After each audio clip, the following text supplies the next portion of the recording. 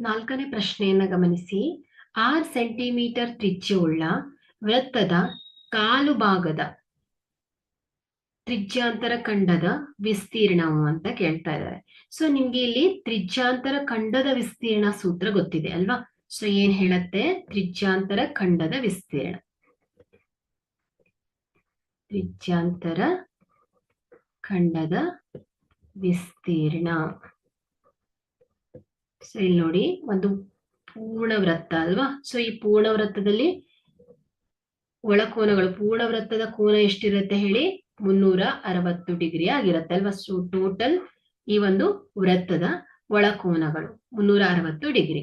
So ಇಲ್ಲಿ ನೋಡಿ, ಈ ಒಂದು ತ್ರಿಜ್ಯಾಂತರ ಖಂಡ ಸೂತ್ರ ಏನ್ ಹೇಳತ್ತೆ? ಥೀಟಾ ಭಾಗಿಲೆ 360 ಗುಣಿಸು ವಿಸ್ತೀರ್ಣ ಪೈ ಆರ್ ಸ್ಕ್ವೇರ್ ಅಂತ ಹೇಳುತ್ತೆ. ಸೊ ಇದೇನು? ತ್ರಿಜ್ಯಾಂತರ ಖಂಡದ ವಿಸ್ತೀರ್ಣ.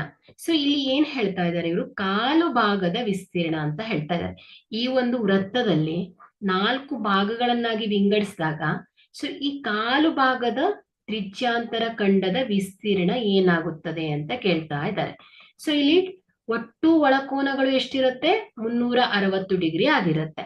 ಸೊ ಹಾಗಾದ್ರೆ ಪ್ರತಿ ಈ 4 ಭಾಗಗಳು ಎಷ್ಟು ಕೋನಗಳನ್ನ ಒಳಗೊಂಡಿರುತ್ತೆ?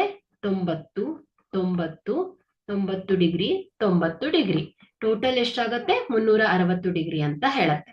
ಹಾಗಾದ್ರೆ ಈ ಕಾಲು ಭಾಗದ ವಿಸ್ತೀರ್ಣ ಏನಾಗ್ತದೆ ಅಂತ ಕೇಳ್ತಾ ಇದ್ದಾರೆ. ಸೊ ಹಾಗಾದ್ರೆ ಥೀಟಾ ಏನಾಗುತ್ತೆ ಹೇಳಿ? 90 ಡಿಗ್ರಿ ಆಗತ್ತೆ. ಬಾಗಿಲೆ 360 ಡಿಗ್ರಿ ಗುಣಿಸು ಪೈ ಆರ್ ಸ್ಕ್ವೇರ್ ಆಗತ್ತೆ. ಸೊ ಇಲ್ಲಿ 0ಗೆ 0 ಹೋಗುತ್ತೆ. 9 1 9 4 36 ಅಲ್ವಾ? ಸೊ ಹಾಗಾದ್ರೆ ಏನಾಯ್ತು ಇಲ್ಲಿ? 1/4 ಇಂಟು ಪೈ ಆರ್ ಸ್ಕ್ವೇರ್ ಆಗತ್ತೆ. ಯಾವುದು? ಕಾಲು ಭಾಗದ ತ್ರಿಜ್ಯಾಂತರ ಖಂಡದ ವಿಸ್ತೀರ್ಣ ಅಲ್ವಾ? ಹಾಗಾದ್ರೆ ಇದು ಯಾವ್ದು ಬರುತ್ತೆ?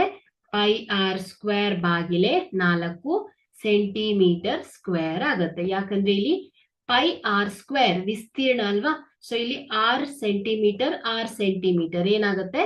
ಸೆಂಟಿಮೀಟರ್ ಸ್ಕ್ವೇರ್ ಆಗುತ್ತೆ. ಸಿ ಏನಾಗುತ್ತೆ ಈ ಒಂದು ಪ್ರಶ್ನೆಗೆ ಸರಿಯಾದ ಉತ್ತರ. ಪೈ ಆರ್ ಸ್ಕ್ವೇರ್ ಭಾಗಿಲೆ 4 ಸೆಂಟಿಮೀಟರ್ ಸ್ಕ್ವೇರ್. ಇದು ಕಾಲು ಭಾಗದ ತ್ರಿಜ್ಯಾಂತರ ಖಂಡದ ವಿಸ್ತೀರ್ಣ.